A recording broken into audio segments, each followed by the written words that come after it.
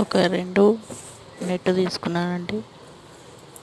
2 net తీసుకుని 2 colours తీసుకున్నాను. 2 colours తీసుకొని దానికి ఇప్పుడు మెజర్మెంట్స్ అంటే ఏం లేదు, మనం అందాల ఒక 3 ఇంచెస్ వెడల్పుతో కడిగేసుకున్నాను.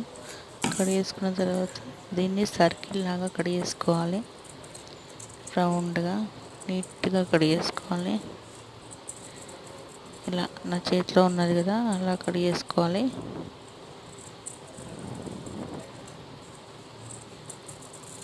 అలా కడిగేసుకున్న తర్వాత చూడండి ఎంత రౌండ్గా వచ్చిందండి. ఏం మెజర్మెంట్స్ పెట్టలేదు, ఏం పెట్టలేదు. అందాజ కొద్దీ నేను కడిగేసాను. ఎంత బాగుందో చూడండి. ఇప్పుడు అన్నీ కూడా ఇలానే కడిగేసుకోవాలి. 2 కలర్స్ కడిగేసుకున్న తర్వాత దానికి ఆల్టర్నేట్గా పెట్టుకోవాలండి. ఒకటి పింక్, ఒకటి అది ఒక పూస పెట్టుకొని ఆల్టర్నేట్గా పెట్టుకోవాలి.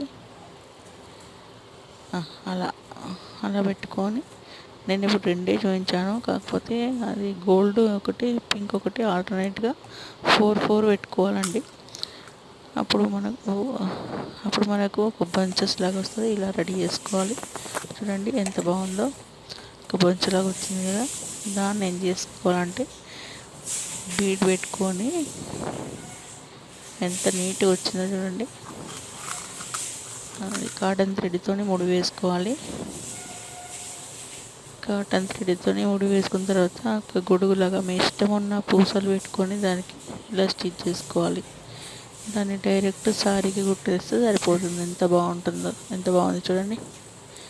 ఇలా మనకు ఇంకా బ్లౌజ్ హ్యాంగింగ్ చేసినా కూడా బాగుంటుంది చూడండి.